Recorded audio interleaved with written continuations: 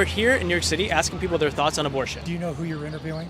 Sorry, no. Please do. I'm Alexander Sanger. I'm the former president of Planned Parenthood of New York. My Margaret grandmother is Sanger. Margaret Sanger, who founded Planned Parenthood. You cannot make abortion go away by criminalizing it. All you do is you make it unsafe. You put women at risk, poor women, women of color, women who don't have the advantages of middle class, wealthy women to travel somewhere and get an abortion. It's discriminatory, it's unfair, it's unsafe, and to me it's just a total outrage against women. It's a woman's choice. Yes. We're here in New York City asking people their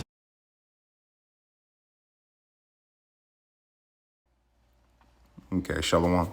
First, I'd like to give all praise, honor, and glory to Yahweh, Bahashim Yahushua, Bahashim HaKwakadash, Yahweh, who the world ignorantly calls God, Yahweh Shah, who the world ignorantly calls Jesus. I want to give whatever honor to the apostles of Great Millstone, who has taught me this truth. I want to give it peace and blessings to the I came across the four corners of the earth, who teach this truth, and we're like to do so. It's going to be a quick video. Lord, when the video is edifying, Lord, only I can get something from this video. Basically what this is going to be about, man, is I was watching this video earlier with this guy named Alexander Sanger. That's his name, right? He was, I guess, the president of Planned Parenthood, and if you know anything about Planned Parenthood, it's basically, it's basically, an abortion. They agree with abortion, okay, which, they'll get you an abortion, they'll, and if you know anything about abortion, I mean, you're literally killing your young, okay? And that's against the scriptures, okay? But this was done in the old time as well, okay, to the nation of Israel, because if you listen to what he said closely, he said poor women, colored women, right? And if you look at the majority of people who get, that procedure done, it is, Israelite women, you know what I mean? But at the same time, right, they push it so that we won't, increase, okay? And for many other different reasons, right, there's sacrifices and things of that nature that they do it for, but, they really, push it, so therefore we don't, because they're trying to, their whole goal is to wipe us away from being a nation.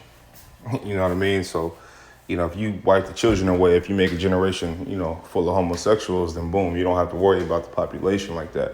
And the majority of the population is Jake. You can't even number Jake. Okay?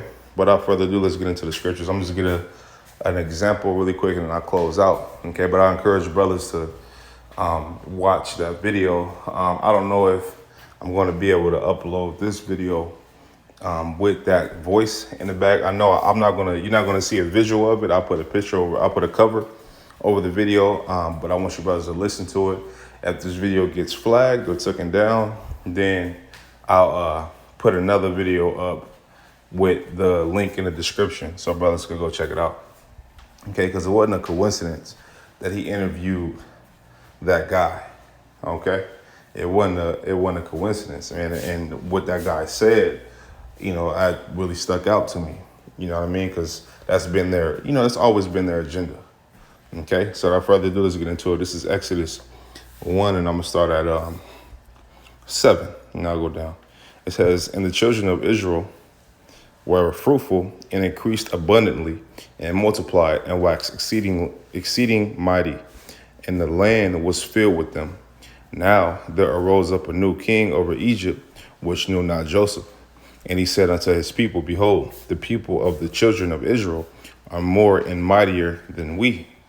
Okay? And this is back then, back then in that Egypt. Don't forget America is the modern day Egypt. Okay? According to the scriptures.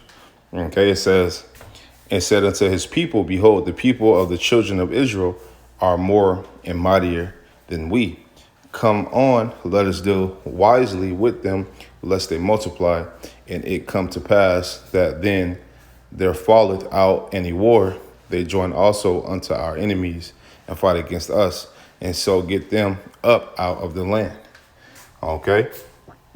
So Pharaoh was I'm going to read down, but he was doing some wicked shit to the children of Israel, man. Okay? And ultimately, they end up getting judged.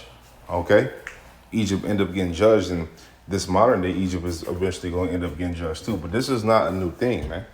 Okay, don't let it fool you to where, because he making it seem like, oh, he's doing it for the better, for the better of so-called Black, Native American, and Latino women, even the men as well. Because, what if a man don't want to get an abortion, but you giving the woman all the right to get one? You understand? So you give women all the power, and that's really not their seed. That's the man's seed that came out of them. Okay? It says, therefore, they did set over them taskmasters to afflict them with their burdens, and they built for Pharaoh treasure cities, Pithom and Ramses. But the more they afflicted them, the more they multiplied and grew. So if you look at Jake, even in the hood, okay, there's more, that's where babies is made for real, as far as Jake. You got so-called hood women, right? Hood, Black women in the hood, or Latino women in the hood, or Native American women in the hood, right? How much babies do they have versus, well-to-do so-called Black family? Just think about it, okay? I mean, I know in my family, right, I got one brother that has 13 by 11 different women. My father has 5. No, my father has 8 by 5 different women. You know what I mean? So, and they were all hood bound, so to speak, right? But that goes to show you that, boom, but you got well-to-do families that I know of that only got 2 or 3. Not saying that they don't have a lot either, right? That they can't have 4, 5, 6, 7, 8 either. I'm not saying that doesn't happen, because that does happen. But if you look at the afflicted Jakes, right? If you just look at it, it's more children being pushed out in these neighborhoods than these suburbs, man. Okay? Because, when you afflict them, the only release is what? It's sex. One of the only releases is fucking. You can't tell a bunch of people who are going through it, not to, have sex. You can't tell, because that's the only thing that they do, right? To get over it. It's like to cope with the fuck what's going on. Okay? Argue, fuss, fight, and fuck. That's what they do. Okay? That's what our people do. It is what it is. Okay? It says, and the Egyptians made the children of Israel serve the rigor, and they made their lives bitter with the hard bondage in mortar and in brick and in all manner of service in the field, all their service wherein they made them serve was with rigor. And the king of Egypt spake to the Hebrew midwives, of which the name of the name of the one was Shifra, hope I'm saying that right, and the name of the other Puah. And he said, when you do the office of a midwife to the Hebrew women, and see them upon the stools, if it be a son, then ye shall kill him. Okay. Now, strategically, why did they want to kill the son, okay, and not kill the daughter? Okay, well, a son brings back his people. That goes to show you that you are what your father is, just like it says in Numbers, right? Our lineage is from our father's side. When a woman she bears a man's seed. So she brings back, whatever man she lay with, she brings back his people. Because the man has the lineage, the man has the line, right? Yeah, she's of what her father is, but whoever she go lay down with. So say if you have a daughter, she go lay down with a Benjamite, right? Well, that son or that daughter that they might have is going to be a Benjamite, even though you might be Judah, right? That son is going to be that of Benjamite. Yeah, your daughter is Judah, but her husband and her son is going to be a Benjamite. Okay? It says, I'll run that back. It says, and he said, when you do the office of a midwife to the Hebrew women and see them upon the stools, if it be a son, then ye shall kill him. But if it be a daughter, then she shall live. But the midwives feared the Most High, and did not as the king of Egypt commanded them, but saved the men, children alive. And the king of Egypt called for the midwives and said unto them, why have ye done this thing, and have saved the men, children alive? And the midwives said unto Pharaoh, because the Hebrew women are not as the Egyptian women, for they are lively and are delivered ere the midwives come in unto them. Therefore the Most High dealt well with the midwives, and the people multiplied and waxed very mighty. And it came to pass, because the midwives feared the Most High, that he made them houses. And Pharaoh charged all his people, saying, every son that is born he shall cast into the river, and every daughter ye shall save alive. So, right? So that's what ended up happening. Okay? That's what ended up happening, man. And then obviously it leads into the story of, Moses. But this is what ended up happening, and that's what, it's kind of happening now on a different scale in this modern day Egypt, man.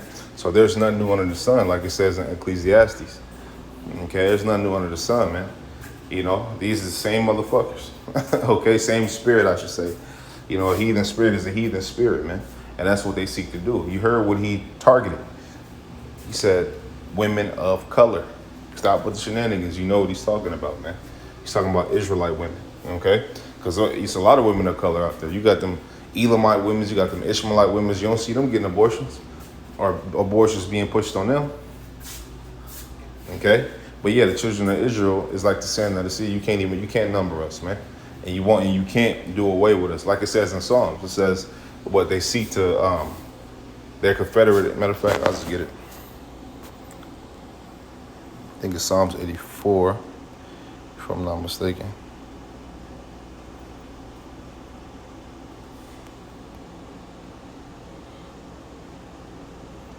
Maybe it's 85 or maybe 83. Yeah.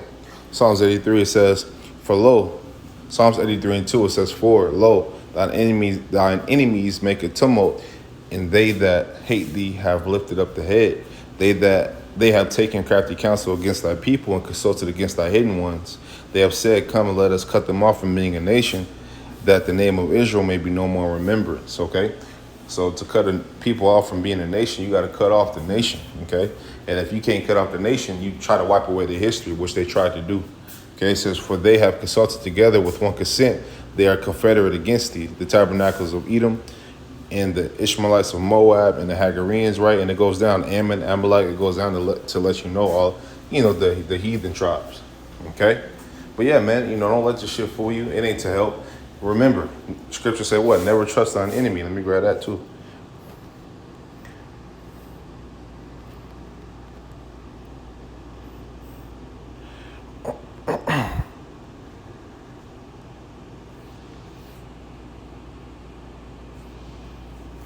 Yeah, fine. Right, it says, never trust thine enemy, for like as iron rusteth, so is his wickedness. Though he humble himself and go crouching, yet take good heed and beware of him, and thou shalt be unto him as if thou hast wiped a looking glass, and thou shalt know that his rust hath not been altogether wiped away. Remember, he hit you with I'm trying to help the women. I'm trying to help the women. No. It's a bigger agenda behind why you want to do that. Never trust thine enemy, man. Okay? So with that, man, Lord, one of you is edifying. Lord willing, I got something from this video. Want to give all praise, honor, and glory to Yahweh, Bahashim Yahweh Shah, Bahashim Kwakadash. Want to tell you brothers, keep pushing on to the next. Shalom.